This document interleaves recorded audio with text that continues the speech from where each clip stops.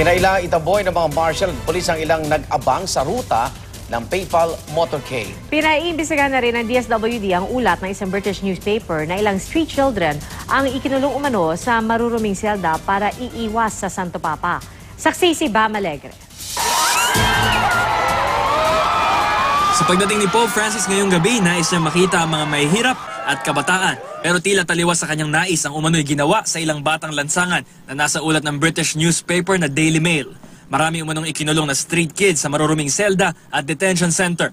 Pero kasama sa napaulat ang lumang larawan ng isang batang malnourished na nitong Oktubre pa nakunan at amin nang ibinalita. Siya si Federico na malusog at maayos na ang lagay ngayon. Itinanggi na ni DSWD Secretary Dinky Soliman ang ulat ng pahayagan.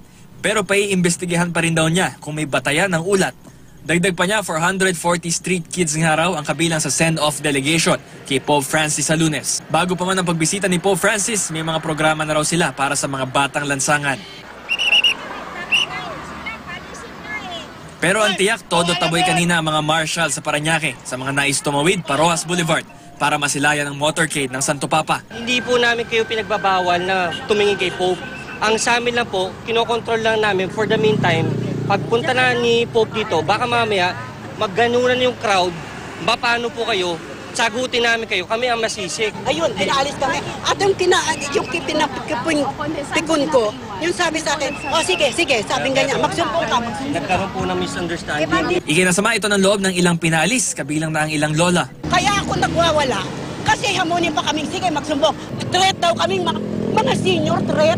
Tapos daw yung mga pulis na paalisin yung mga bag namin. Para ako na ako sa sarili ko. Para ako naawa. Kahit matanda na, pinaalis pa rin.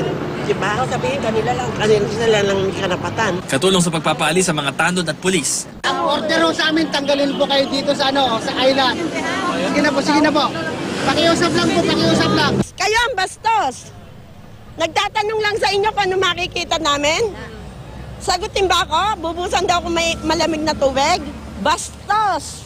Para pakalmahin ang lahat, nag-ikot ang isang pari at nakiusap. Kayo po naman dito, sa lugar na ito, hindi rin po kayo pwede riyan. Doon po kayo mamaya.